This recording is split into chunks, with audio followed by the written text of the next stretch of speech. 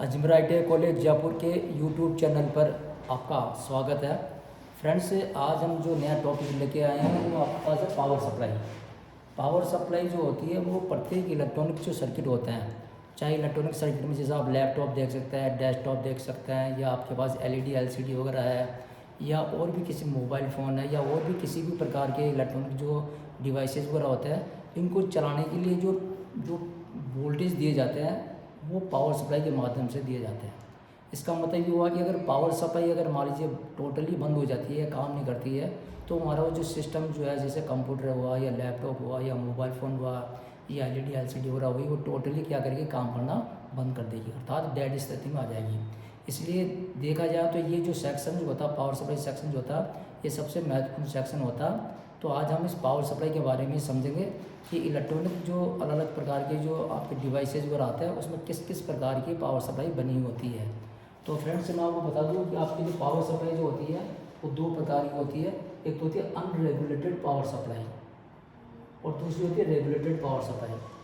तो अनरेगुलेटेड जो power supply है और रेगुलेटेड पावर सप्लाई में क्या बेसिकली डिफरेंस होता है, इसमें हम आगे वीडियो में आपको बताएंगे।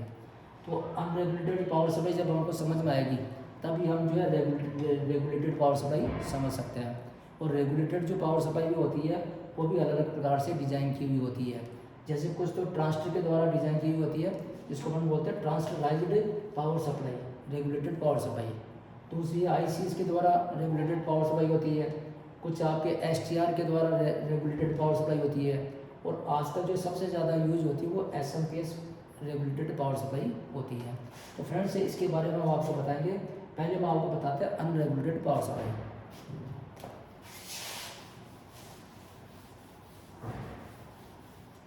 अब मैं आपको ये बताना चाहूँगा कि जो भी इलेक्ट्रॉनिक के जो डिवाइसेस वगैरह है वो टोटल DC वोल्टेज पे कार्य करते हैं। और हमारे घरों में, मकानों में, दुकानों में जो बिजली हमें प्राप्त होती है, जो सप्लाई प्राप्त होती है, वो AC सप्लाई प्राप्त होती है।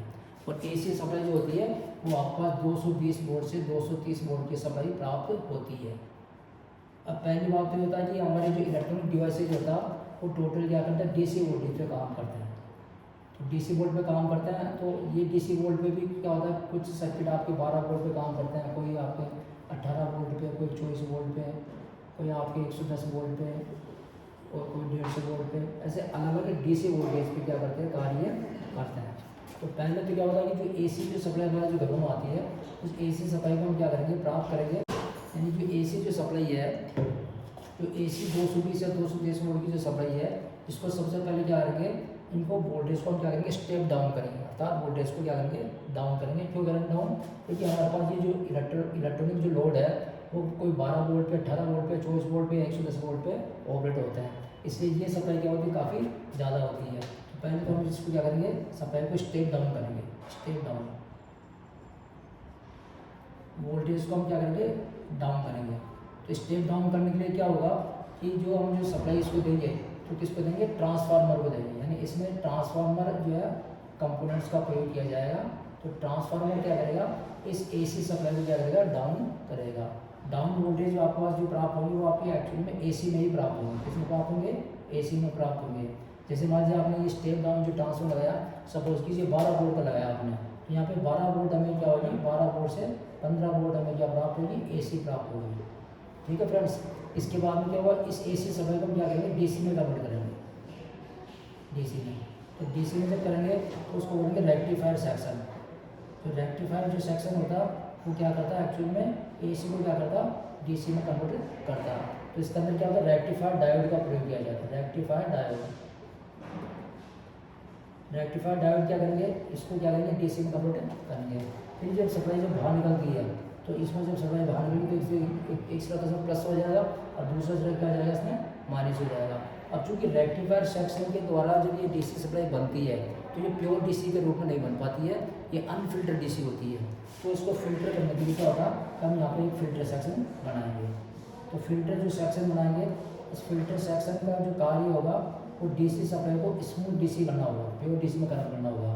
और इस फिल्टर सेक्शन के अंदर क्या होगा, कैपेसिटर का प्रयोग किया जाएगा या फिर कोयल का प्रयोग किया जाएगा। मतलब कोयल और कैपेसिटर के द्वारा इस DC को स्मूथ DC में कन्वर्ट किया जाएगा। यानी कैपेसिटर कंपलसरी होगा, कोयल जरूरी नहीं है कोयल लगाया जाए या नहीं लगाया जाए, लेकिन कैपेसिटर वो भी इलेक्ट्रोलाइटिक कैपेसिटर के द्वारा। इलेक्ट्रोलाइटिक कैपेसिटर हम लगाएंगे फिल्टर सेक्शन में, उसके द्वारा सप्लाई को क्या किया जाएगा, डीसी में कन्वर्ट किया, सॉरी डीसी को फिल्टर किया जाएगा। उसके बाद में जो सप्लाई बाहर निकलेगी, ये हमारे पास प्लस माइनस जो डीसी है वो हमें लोड के लिए, यानी जिस लोड को हम चलाना चाहते हैं, जैसे मान लीजिए आपका ये कोई भी लोड है, मान लीजिए सपोज ये लोड है, इलेक्ट्रिक लोड है, तो इस लोड को चलाने के लिए क्या होगा, ये 12 वोल्ट की सप्लाई इसको जब दी जाएगी तो लोड हमारा क्या हो जाएगा, चालू हो जाएगा। तो फ्रेंड्स ये जो हमने जो बनाया जो एक प्रकार का ये एक्चुअली में ब्लॉक डायग्राम है, किसका, अनरेगुलेटेड पावर सप्लाई का ब्लॉक डायग्राम है। कि ब्लॉक डायग्राम से तात्पर्य होता है उसका रूट, कि भाई सप्लाई किस किस सेक्शन से गुजर के जा रही है। अनरेगुलेटेड का मतलब ये होता है कि जैसे मान लीजिए यहाँ पे हमारे 220 230 वोल्ट सप्लाई आ रही है, तो हमें इस समय क्या मिल रहा है, यहाँ पे हमको 12 वोल्ट डीसी मिल रही है। अब किसी कारण से मान लीजिए वोल्टेज लो हो गए, जैसे सपोज कीजिए ये इनपुट वोल्टेज मान लीजिए 180 वोल्ट 190 वोल्ट हो गए, तो जैसे ही वोल्टेज डाउन होंगे तो ये वोल्टेज भी क्या जाएंगे, डाउन हो जाएंगे, ये वोल्ट डाउन होंगे, फिर डीसी भी क्या जाएगी, डाउन हो जाएगी, और ये डीसी डाउन हो जाएगी, तो हमारे पास इस लोड को वोल्टेज भी क्या जाएंगे, डाउन हो जाएंगे। तो अगर किसी कारण से मान लीजिए अगर ये 220 230 वोल्ट मान लीजिए आपके 250 या 270 280 वोल्ट के रूप में अगर बढ़ जाती है, तो यहाँ पर भी वोल्टेज क्या जाएंगे, हाई हो जाएंगे, और यहाँ पर वोल्ट हाई होंगे तो डीसी भी हाई हो जाएगी, तो हमारे लोड को क्या जाएंगे, ये वोल्टेज 12 वोल्ट की अपेक्षा क्या जाएंगे, वोल्टेज ज़्यादा जाएंगे। तो इसका मतलब ये हुआ कि अगर हमारे पास एसी वोल्टेज में अगर उतार चढ़ाव होता रहता है, फ्लक्चुएशन होती रहती है, तो हमारे डीसी सप्लाई में भी उतार चढ़ाव होगा, जिससे कि हमारा जो लोड है बार बार क्या होगा, प्रभावित होगा, जिसके कारण क्या होगा कि हमारे लोड में खराबी होने की संभावना बढ़ जाती है। तो ऐसे सप्लाई को हम अनरेगुलेटेड पावर सप्लाई कहते हैं, अर्थात हमने इस सप्लाई को हमने क्या नहीं किया, रेगुलेट नहीं किया। अगर रेगुलेट अगर इसको कर देते हैं, रेगुलेट का मतलब वोल्टेज को स्थिर करना, अगर वोल्टेज को अगर हम स्थिर कर देते हैं तो इसका मतलब ये हो गया कि हमारे पास जो है पावर सप्लाई, अगर वोल्टेज स्थिर हो जाएंगे तो जो लोड है उससे जो जुड़ा हुआ जो लोड है वो भी क्या होगा, ढंग से प्रॉपर ढंग से काम करेगा और उसमें खराबी होने की संभावना कम होगी। पावर सप्लाई ये है, ये अनरेगुलेटेड जो पावर सप्लाई है ये भी मुख्य रूप से 3 टाइप से बनी होती है।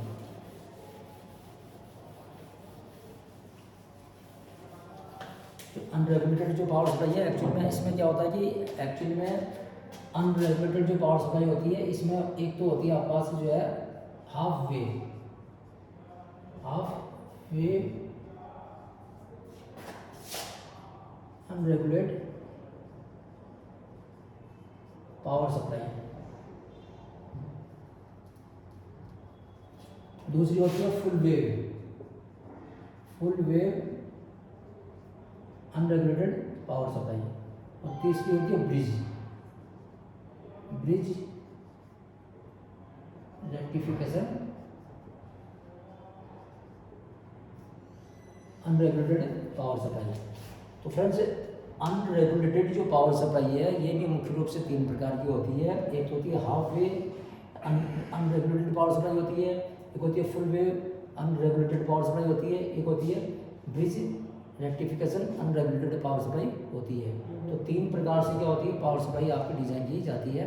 तो उसमें पहले हम आपको हाफ वेव रेक्टिफिकेशन के बारे में बताएंगे कि हाफ वेव जो सप्लाई है किस प्रकार से डिज़ाइन की जाती है।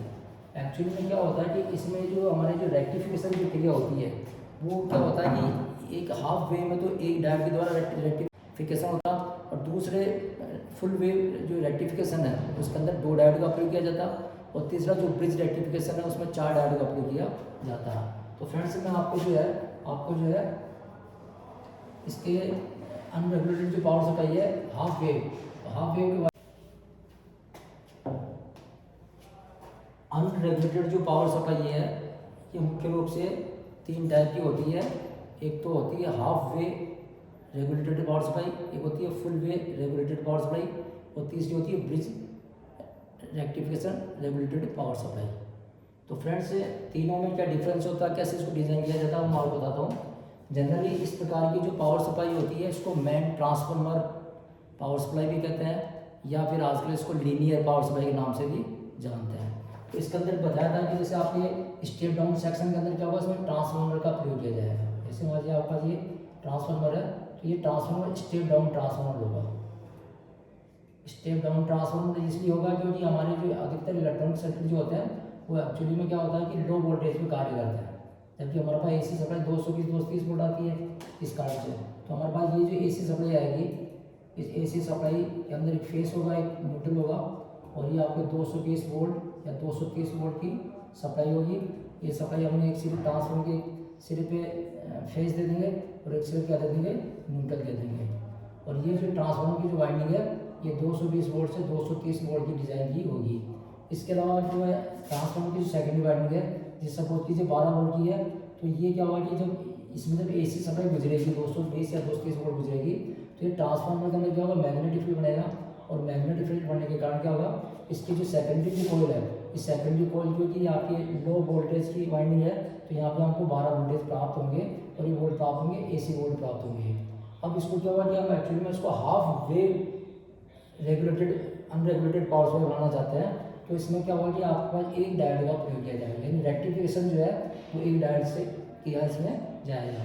तो जैसे मान लीजिए आपने डायोड लगा दिया, इस डायोड में ये सिरा एनोड होता है, ये सिरा आपका कैथोड होता, और ये जब AC सप्लाई जब आएगी तो AC सप्लाई में क्या होता है, आपके पास एक साइकिल के रूप में आती है, एक फ्रिक्वेंसी के रूप में आती है। तो जिसके अंदर क्या होता है कि आपकी पॉजिटिव और नेगेटिव, पॉजिटिव नेगेटिव यानी आने दोनों इसमें एक चक्कर में दोनों हाफ साइकिल पॉजिटिव नेगेटिव होती है। तो अब जैसे ये एनोड आपने देखा कि एनोड क्या होता है, पॉजिटिव चार्ज का होता है ये। तो जैसे कि प्लस आएगा तो प्लस से प्लस क्या होगा, ये फॉरवर्ड स्थिति बन जाएगी, तो ये प्लस के अंदर जाएगा अपने पास, बाहर निकल जाएगा। तो इसके बाद में ये प्लस है और ये माइनस है, तो ये रिवर्स स्थिति हो जाएगी। तो रिवर्स स्थिति में डायोड कार्य नहीं करता। उसके बाद फिर क्या होगा कि ये पॉजिटिव और ये पॉजिटिव क्या बनेगी, फॉरवर्ड बनेगी। तो फॉरवर्ड बनेगी तो ये फिर आपका पॉजिटिव बाहर निकलेगा। फिर लगातार क्या होगा, इसमें से हाफ चक्कर क्या होता है, इस डायोड के द्वारा बाहर निकलता जाएगा। और फ्रेंड्स जब ये रिवर्स स्थिति में होती है तो यहाँ पे गैप आ जाएगा। तो एक्चुअल में अब हम देखते हैं कि यहाँ पे हमारा जो AC है, इस AC में ये तो पॉजिटिव प्राप्त हो गई और यहाँ से घूम कर ये क्या हो जाएगा, नेगेटिव हो जाएगा। तो ये हमारे को सप्लाई जो प्राप्त हो रही है ये DC प्राप्त हो रही है, लेकिन ये प्योर DC नहीं है। प्योर का मतलब रेगुलर सप्लाई नहीं है, एक रेगुलर फ्लो के अंदर रूप में ये सप्लाई हमें प्राप्त नहीं हो रही है। तो इसको क्या करना पड़ेगा, फिल्टर करने के लिए क्या होगा, यहाँ पे कैपेसिटर का प्रयोग किया जाएगा। तो कैपेसिटर यहाँ पे इलेक्ट्रोलाइटिक कैपेसिटर होगा, उसका एक सिरा प्लस सिरा होगा, एक सिरा माइनस होगा। तो प्लस को प्लस में जोड़ देंगे, माइनस सिरा को माइनस में जोड़ देंगे। तो ये अब जो सप्लाई हमें जो प्राप्त होगी, अब हमें ये क्या होगा, प्योर DC के रूप में प्राप्त हो जाएगी। क्यों, क्योंकि जैसे ही ये पॉजिटिव सप्लाई इस कैपेसिटर की प्लेट पर आएगी, तो प्लेट क्या करेगी, इस कैपेसिटर की प्लेट क्या करेगी, इस पॉजिटिव को चार्ज करेगी। फिर यहाँ पे पॉजिटिव आएगा, फिर चार्ज करेगी। इधर से जैसे नेगेटिव आ रहा है तो नेगेटिव प्लेट इसको चार्ज करेगी। फिर यहाँ से जब सप्लाई प्राप्त होगी, यहाँ से जब सप्लाई प्राप्त होगी तो ये पॉजिटिव सप्लाई रेगुलर हमें प्राप्त होगी। इस प्रकार से क्या होगा कि ये इस कैपेसिटर के द्वारा ये क्या हो रही है, फिल्टर हो रही है। तो इसको हम बोलते हैं फिल्टर कैपेसिटर बोलते हैं। और यहाँ पर ये जो डायोड जो लगा हुआ, इस डायोड के द्वारा क्या प्राप्त हो रही है, DC प्राप्त हो रही है। तो हम उसको बोलते हैं रेक्टिफायर डायोड। मतलब इस कंपोनेंट का जो नाम है वो है डायोड है। तो ये क्या काम कर रहा, रेक्टिफाई कर रहा, अर्थात AC सप्लाई को DC में कन्वर्ट कर रहा। तो ये हो गया आपके रेक्टिफायर डायोड हो गया। और ये जो ट्रांसफार्मर जो है, ये ट्रांसफार्मर यहाँ पे क्या काम कर रहा, वोल्टेज को डाउन कर रहा। तो ये स्टेप डाउन ट्रांसफार्मर हो गया। तो स्टेप डाउन ट्रांसफार्मर हो गया, रेक्टिफायर डायोड हो गया और फिल्टर कैपेसिटर हो गया। इस प्रकार की जो पावर सप्लाई होती है ये एक प्रकार की अनरेगुलेटेड पावर सप्लाई होती है। क्योंकि जैसे ये वोल्टेज अगर घट जाएंगे तो ये वोल्टेज भी आपके घट जाएंगे, और जैसे यहाँ पे वोल्टेज अगर बढ़ते हैं तो इनके ऐसी स्थिति में यहाँ पे वोल्टेज बढ़ जाएंगे। तो ये जो ट्यूब लोड है, ये जो लोड बढ़ जाएंगे तो लोड क्या होगा, इससे क्या होगा, बार बार क्या होगा, प्रभावित होगा, जिसके कारण क्या लोड में खराबी हो सकती है। इसलिए इस प्रकार की जो पावर सप्लाई होती है, आज के इस प्रकार की पावर सप्लाई का यूज बहुत काफ़ी कम किया जाता है। तो ये हमारे पास है हाफ वेव। हाफ वेव का मतलब हुआ हाफ वेव। हाफ वेव का मतलब हाफ नहीं आधा, हाफ वेव यानी इसमें जो रेक्टिफिकेशन जो किया गया वो एक डायोड के द्वारा, यानी एक रूट में किया गया, एक रूट से नहीं किया गया। तो इसको बोलते हैं हाफ वेव बोलते हैं। अब फुल वेव के अंदर क्या होगा, फुल वेव के अंदर क्या होगा, आपके दो डायोड का प्रयोग किया जाएगा। तो उसके अंदर जो ट्रांसफार्मर जो लगाया जाएगा वो आपके जनरली 3 टेपिंग का ट्रांसफार्मर होगा, यानी उसकी जो सेकेंडरी वाइंडिंग है उसमें 3 टेपिंग होगी। इन 3 टेपिंग के अंदर क्या होगा, आपके जो है 2 डायोड का प्रयोग किया जाएगा। जैसे मान लीजिए ये ट्रांसफार्मर हमने काम लिया, सपोज कीजिए 12-0-12 का मतलब कि ये कॉमन हो गया, यहाँ से यहाँ 12 वोल्ट मिलेंगे और यहाँ से यहाँ मिलेंगे 12 वोल्ट मिलेंगे। तो ये जो ट्रांसफार्मर है वो पहले वाला ट्रांसफार्मर सिंगल मतलब 2 टेपिंग का ट्रांसफार्मर था सेकेंडरी में, और ये सेकेंडरी में 3 टेपिंग निकल गए। टेपिंग का मतलब सिरे। तो इसमें क्या एक कॉमन है, यहाँ से 12 वोल्ट मिलेंगे, यहाँ से 12 वोल्ट मिलेंगे। और जैसे हम उसको सप्लाई देंगे तो सप्लाई देने पर क्या होगा कि इस ट्रांसफार्मर से के द्वारा जैसे सेकेंडरी में वोल्ट डाउन होंगे तो हमको यहाँ से 12 वोल्ट मिलेंगे, यहाँ से हमको क्या मिलेंगे 12 वोल्ट सप्लाई प्राप्त होगी। तो ये जो 12 वोल्ट का आप लोग हम क्या करेंगे, इसको जैसे मान लीजिए डायोड लगा दिया, रेक्टिफाई कर दिया, इसको रेक्टिफाई कर दिया, तो ये जो रेक्टिफाई हो रहा है पॉजिटिव, यानी जब यहाँ पे जब AC आएगी और यहाँ पर AC आएगी तो ये प्लस पास करेगा और ये प्लस पास करेगा, तो दोनों प्लस को हम एक रूट बना देंगे ये को, और यहाँ से जो माइनस घूम कर आएगा और यहाँ से माइनस घूम कर आएगा, तो ये सिरा माइनस हो जाएगा। फिर माइनस को क्या निकाल के आपने बाहर निकाल दिया, फिर माइनस हो गया, ये प्लस हो गया। अब ये हमारे पास क्या है, ये अनफिल्टर्ड DC है, तो उसको फिल्टर करने के लिए क्या करेंगे, हम यहाँ से क्या करेंगे, कैपेसिटर का प्रयोग करेंगे। ये कैपेसिटर हमने प्रयोग कर दिया। अच्छा, इसमें सबसे बड़ा ध्यान ये रखना पड़ेगा कैपेसिटर में कि जितनी वोल्टेज की सप्लाई आ रही है उससे लगभग 1.5 गुना वोल्टेज कैपेसिटर का हम डायोड लगाएंगे।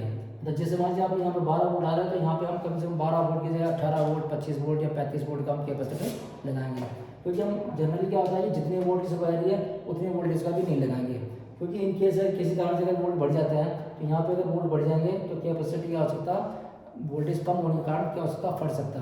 इसलिए हमेशा क्या होगा, जितनी वोल्टेज की सप्लाई आउट होगी उससे हम कैपेसिटर ज़्यादा वोल्टेज का ही हम लगाएंगे।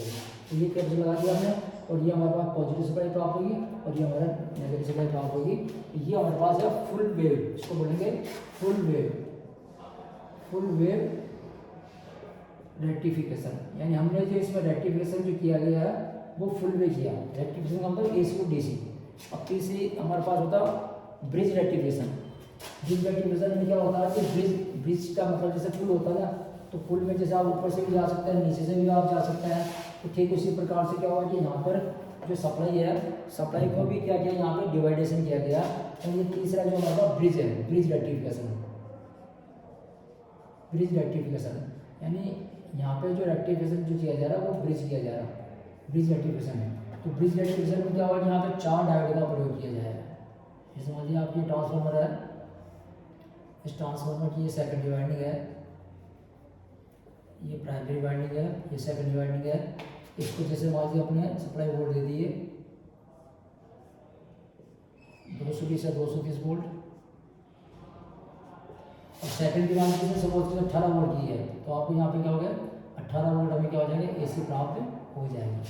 अब मान लीजिए हम इसको ब्रिज रेक्टिफिकेशन के रूप में उसको बनाना चाहते हैं, तो यहाँ पे क्या होगा, 4 डायोड का प्रयोग किया जाएगा। 4 डायोड जो है हम लगाएंगे, जैसे ये डायोड लगा दिया तो ये एनोड हो गया, कैथोड हो गया, और ये लगा दिया हमने डायोड, इसमें ये कैथोड है, ये एनोड है। जब AC सप्लाई जब इधर आएगी तो ये सप्लाई जब आएगी तो कैथोड पे क्या प्राप्त होगा, प्लस DC प्राप्त होगा, ये सप्लाई जब जाएगी, और ये सप्लाई जब इसमें जाएगी तो एनोड से क्या प्राप्त होगा, माइनस सप्लाई प्राप्त होगी। फिर हम दूसरा जो 2 डायोड हम लगाएंगे, वो 2 डायोड लगाएंगे ठीक इसी प्रकार से लगाएंगे। जैसे मान लीजिए ये AC आ रही है, तो ये AC के अंदर क्या हुआ कि ये एनोड है, तो ये नेगेटिव पास करेगा, तो दोनों नेगेटिव को हम कॉमन कर देंगे। ठीक इसी प्रकार से जब यहाँ पे AC आएगी तो ये कैथोड क्या करेगा, आपको पॉजिटिव पास करेगा, तो पॉजिटिव पास करेगा तो ये आपके पास क्या हो जाएगा, ये आपके पास पॉजिटिव प्राप्त हो जाएगी और ये आपके पास नेगेटिव प्राप्त हो जाएगी। और ये सप्लाई जो प्राप्त हो रही है, इस सप्लाई में क्या करेंगे, अपना फिल्टर करने के लिए अपना कैपेसिटर लगा देंगे, और फिल्टर कैपेसिटर लगाने के बाद ये पॉजिटिव और ये नेगेटिव हमें प्राप्त होगी। तो ये हमारा हो गया ब्रिज रेक्टिफिकेशन। एक्चुअली में देखो फ्रेंड्स, ये जो डायोड है, डायोड किस प्रकार से AC को DC में कन्वर्ट करता है, इससे संबंधित हमने पहले वीडियो बना रखा। अगर वो वीडियो आप देख सकते हैं, उस वीडियो में आपको देखने पर कंप्लीट आपको नॉलेज हो जाएगी कि डायोड किस प्रकार से AC को DC में कन्वर्ट करता है। तो फ्रेंड्स, हमने आज आपको इस वीडियो में बताया कि अनरेगुलेटेड जो पावर सप्लाई है वो 3 टाइप से बनी होती है, और तीनों टाइप से हमने उसको डिज़ाइन किया है। अब हम आपको उसको जो है प्रैक्टिकल करके दिखाएंगे। आप गाइस, जैसा कि आप देख रहे हैं, ये हमारे पास जो है एक प्रकार का जो है हाफ वेव, फुल वेव और ब्रिज रेक्टिफिकेशन का एक प्रकार का प्रोजेक्ट है, जिस पे हमने तीनों प्रकार से हाफ वेव, फुल वेव और ब्रिज रेक्टिफिकेशन का हमने इसमें प्रैक्टिकली हमने जो इसमें जो है ये सिस्टम बना रखा है। तो फ्रेंड्स, मैं आपको जो है आपको ये समझाना चाहता हूँ प्रैक्टिकली में कि जैसे अभी आपको बताया था कि हाफ वेव, फुल वेव और ब्रिज रेक्टिफिकेशन किस टाइप से होता है और कैसे कार्य करता है। तो प्रैक्टिकल में आप देख सकते हैं, जैसे एक हमारे पास ये ट्रांसफार्मर है, इस पर लिखा हो 0-12 वोल्टेज का ट्रांसफार्मर है, 1 एम्पियर का ट्रांसफार्मर है। उसके अलावा एक ट्रांसफार्मर जैसे ये है और एक ट्रांसफार्मर ये है। तो इस प्रकार से 3 ट्रांसफार्मर आप देख सकते हैं, एक ट्रांसफार्मर, 2 ट्रांसफार्मर, 3 ट्रांसफार्मर। एक ट्रांसफार्मर के प्रयोग के माध्यम से हमने हाफ वेव जो है रेक्टिफिकेशन का सर्किट डायग्राम बनाया। दूसरा जो ट्रांसफार्मर है, इसमें 3 टेपिंग है, इसमें तो आपकी 2 टेपिंग है, 2 टेपिंग का मतलब आपके 2 सिरे सेकेंडरी में, और यहाँ पे आपके सेकेंडरी में 3 सिरे हैं, 3 टेपिंग है। तो ये आप पास जैसे मान लीजिए 12-0-12 का ये आपके ट्रांसफार्मर है, तो 3 टेपिंग का ये सेवन बनाया, फुल वे रेक्टिफिकेशन बनाया। और तीसरा आपके पास ये है, हमारे पास जो है आपके पास तीसरा जो ट्रांसफार्मर है, इसमें 2 वाइंडिंग है, 2 कॉयल है। कॉयल ये देख सकते हो आप, एक कॉयल ये देख सकते हो। एक्चुअली में क्या है कि हमने जो एक तो ब्रिज रेक्टिफिकेशन में एक तो 4 डायोड का प्रयोग किया जाता है, तो हमने ब्रिज रेक्टिफिकेशन में 4 डायोड का प्रयोग करके भी हमने इसको डिज़ाइन किया है, और साथ में चारों डायोड जो है एक ब्रिज रेक्टिफायर के रूप में पैक हो जाते हैं। तो ये हमारा ब्रिज रेक्टिफायर है, इस ब्रिज रेक्टिफायर के अंदर ये चारों डायोड के इसमें पैक है। तो हमने ब्रिज रेक्टिफायर की कनेक्शन भी इसमें शो करके, और ब्रिज रेक्टिफायर में जो डायोड लगाए हैं उसके भी हमने कनेक्शन इसमें शो कर रखे हैं।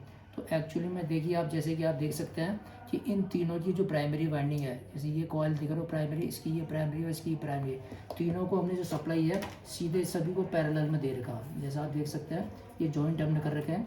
ये प्राइमरी, ये सप्लाई हमारे इनपुट हो रही है, ये इसकी प्राइमरी में भी आ रही है, इसकी प्राइमरी में भी, इसकी प्राइमरी में भी आ रही है। तो इसको जैसे हम सप्लाई देंगे तो तीनों की प्राइमरी में सप्लाई आ जाएगी। तो पहला तो आप देख सकते हो, जैसे ये हमारे पास है 12 वोल्ट का जो ट्रांसफार्मर लगा हुआ, इसमें आप देखिए आपकी जो सेकेंडरी जो वाइंडिंग है, इस सेकेंडरी वाइंडिंग के अंदर क्या आपके सिर्फ एक डायोड लगा हुआ है। तो एक डायोड लगे होने का मतलब ये हो गया कि हाफ वेव आपके रेक्टिफिकेशन है, और इसको फिल्टर करने के लिए ये हमने कैपेसिटर लगा रखा। ये आपके ब्लैक कलर में माइनस दिख रही है, तो माइनस में देखिए आप माइनस दिख रहा कैपेसिटर का, तो ये माइनस और ये आपके प्लस है, और ये सप्लाई हमने क्या की प्लस और माइनस को बाहर निकाल दिया। तो ये तो हो गया स्टेप डाउन सेक्शन, जो वोल्टेज को डाउन कर रहा, ये आपके डायोड रेक्टिफिकेशन का काम कर रहा, एसी को डीसी कर रहा, और ये कैपेसिटर आपके फिल्ट्रेशन का कार्य कर रहा, और ये सप्लाई हमारे बाहर निकल रही है। दूसरी सप्लाई आप देख सकते हैं ब्रिज आपके full wave rectification. Full wave में हमने यहाँ पे 1 2 3 सिरे दिए हैं, तो 3 सिरों में तो एक सिरा एक कॉमन दिया है, ये आपके जैसे आप देख सकते हैं, एक सिरा आपके पास ये है और एक सिरा आपके पास ये है। तो 1 2 3 ये 3 टेपिंग है। तो 3 टेपिंग में क्या है, इस टेपिंग से हमने डायोड लगा दिया, इस टेपिंग से डायोड लगा दिया, तो इस डायोड ने क्या किया रेक्टिफाई किया, इस डायोड ने रेक्टिफाई किया। तो ये यहाँ पे कैथोड है, और कैथोड क्या होता है पॉजिटिव सप्लाई पास करता है। तो ये दोनों पॉजिटिव हम मिला के हमने बाहर निकाल दिया, और ये जो नेगेटिव इस कॉमन से जो नेगेटिव मिलेगी, उस नेगेटिव को हमने देखो ये बाहर निकाल के और यहाँ लिया है। तो ये नेगेटिव हो गई, ये पॉजिटिव हो गई, और ये नेगेटिव पॉजिटिव में हमने कैपेसिटर लगा दिया फिल्टर कैपेसिटर, और सप्लाई को क्या निकाल दिया बाहर निकाल दिया। तो ये हमारे पास हो गया फुल वेव रेक्टिफिकेशन। अब तीसरा हमारे पास है ब्रिज रेक्टिफिकेशन। तो ब्रिज रेक्टिफिकेशन में आप देख सकते हैं एक कॉइल ही है, इस कॉइल के 2 सिरे हैं, इस कॉइल के 2 सिरे आपके पास ये आउटपुट हो गए, ये आउटपुट हो गया, देखो एक सिरा यहाँ पे आ रहा। तो इससे क्या है कि एक सिरे से यानी इनपुट एसी से 2 डायोड लगेंगे। एक आपके पास जो है ये लगा हुआ कैथोड, इधर लगा हुआ आपके एनोड, इधर आपके पास लगा हुआ कैथोड, इधर लगा हुआ आपका सॉरी इधर कैथोड लगा हुआ, इधर लगा हुआ आपका एनोड। तो कैथोड और कैथोड यानी पट्टी वाला सिरे, तो ये पट्टी वाला सिरे जो होता है ये पॉजिटिव पास करता है, यानी कैथोड से पॉजिटिव बाहर निकलेगी। तो ये दोनों डायोड से जो पॉजिटिव सप्लाई बाहर निकलेगी, ये दोनों एनोड है, इस एनोड से नेगेटिव सप्लाई बाहर निकलेगी। तो ये नेगेटिव पॉजिटिव सप्लाई आ गई, इसमें अभी हमने फिलहाल कैपेसिटर नहीं लगा रखा, तो ये सप्लाई हमारे पास क्या हो जाएगी बाहर निकल जाएगी। तो ये ब्रिज रेक्टिफिकेशन है। ठीक इसी प्रकार से ये जो चारों डायोड है वो इसमें पैक किए हुए हैं। तो इसमें इनपुट में देखो 2 वायर है और आउटपुट में 2 वायर है, तो टोटल 4 वायर है। तो 1 2 3 4 आप वायर इसमें यानी सिरे आप इसमें देख सकते हो। ये ब्रिज रेक्टिफायर है, इसमें जो सप्लाई आ रही है ये सप्लाई आई है आप पास, ये सप्लाई आ गई। तो इन जो 2 सिरे जो इनपुट है इस पर देखो आपके ये एसी का साइन दिया हुआ, इस पर भी आपका एसी का साइन दिया हुआ। तो ये दोनों इस सप्लाई इस पर जाएगी, एसी पे जाएगी, और ये इस पर प्लस का साइन दिया हुआ, इस पर माइनस का साइन दिया हुआ। तो इससे पॉजिटिव सप्लाई बाहर निकलेगी, इससे नेगेटिव सप्लाई बाहर निकलेगी। अब ये नेगेटिव सप्लाई और पॉजिटिव को फिल्टर करने के लिए हमने देखो कैपेसिटर लगा रखा। इस कैपेसिटर को माइनस सिरा ये है तो ये माइनस में लगा रखा, और प्लस सिरा ये प्लस में लगा रखा, और ये सप्लाई हमारी क्या निकलेगी बाहर निकलेगी। तो ये हमारे पास हाफ वेव, फुल वेव और ब्रिज रेक्टिफिकेशन तीनों प्रकार का इसमें रेक्टिफिकेशन जो हमने इसमें शो कर रखा। एक बार मैं जो आपको टेस्ट करके दिखाता हूँ फ्रेंड्स। जैसे आप देखिए अभी हम ये सप्लाई देते हैं, एसी सप्लाई अपन जैसे देंगे तो तीनों ट्रांसफार्मर की जो प्राइमरी है उस पर सप्लाई आ जाएगी आप पास। सप्लाई आते क्या होगा कि हम जो है एसी बोर्ड नापेंगे पहले प्राइमरी पे। तो प्राइमरी पे बोर्ड नापेंगे तो ये देखो इसको एसी हमने 700-600 वोल्ट की रेंज में हमने इसको सेट कर दिया। और अब जो हम एसी नापते हैं प्राइमरी पे,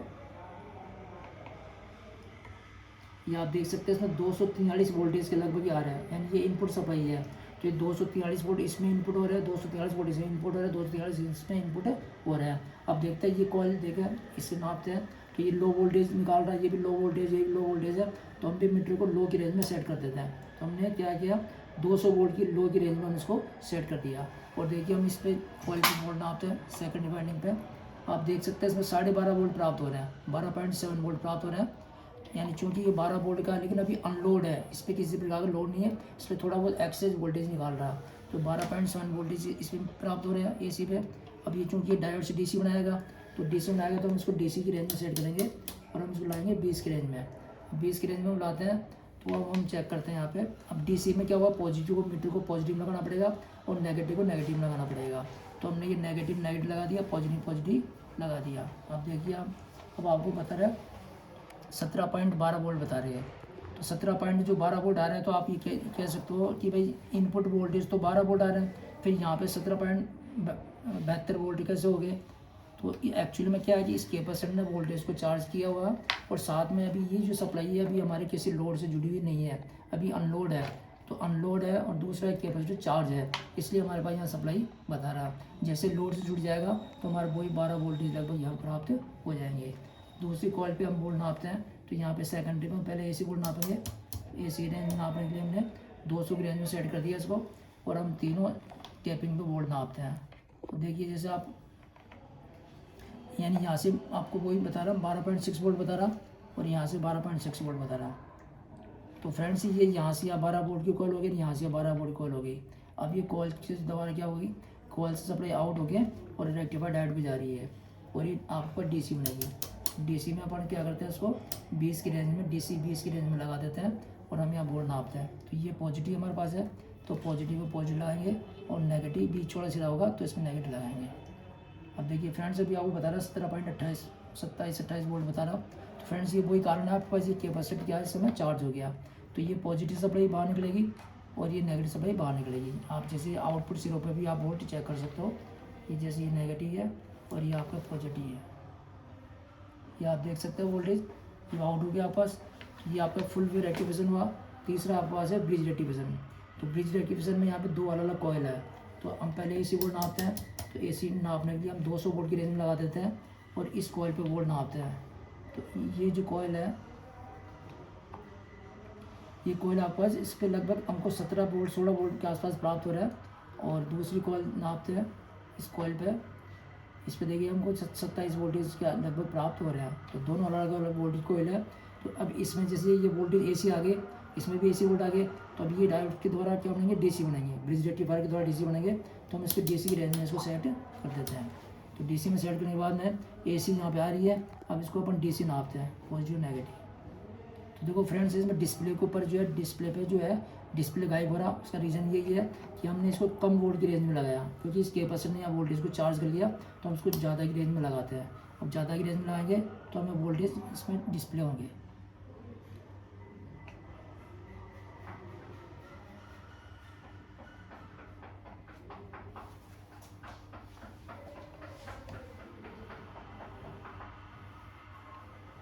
और सॉरी गलती हो गई है ना।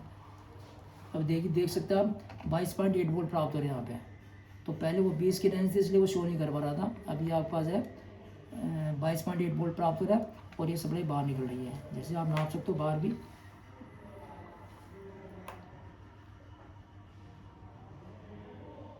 यहाँ ये 22.6 वोल्ट। ठीक है फ्रेंड्स, इसके साथ ये जो ब्रिज रेक्टिफिकेशन में यहाँ पे जो सप्लाई प्राप्त हमें लगभग 25-26 वोल्ट प्राप्त हो रही थी, तो इसको हम रेंज को DC रेंज में 200 की रेंज में लगाएंगे अपन इसको, और यहाँ पे DC नापते हैं, ये नेगेटिव सप्लाई मिलेगी और ये पॉजिटिव मिलेगी आपको। ये देखो 23 वोल्ट या 24 वोल्ट की लगभग आपको बता रहा है। और ये DC बनने के बाद में, क्योंकि इसमें एक्चुअल में सप्लाई कम क्यों मिल रही है, यहाँ पे तो 17 वोल्ट पे मिलने पे आपको यहाँ पे करीब 24-25 वोल्ट प्राप्त होते हैं, लेकिन यहाँ पर 25 वोल्ट की सप्लाई होने पर भी DC हमें कम क्यों प्राप्त हो रही है।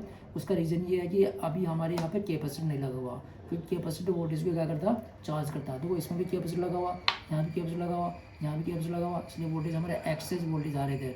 लेकिन हमारे यहाँ पर क्या है कि एक्चुअल में एक्सेस वोल्टेज नहीं शो कर रहा है, क्योंकि यहाँ पे कैपेसिटर नहीं लगा हुआ। तो फ्रेंड्स, जैसा कि मैंने आपको प्रैक्टिकल में आपको दिखाया कि हाफ वे, फुल वे और ब्रिज रेक्टिफिकेशन, ये आपको मैंने प्रैक्टिकल डेमो दिया। और ये जो है अनरेगुलेटेड पावर सप्लाई है।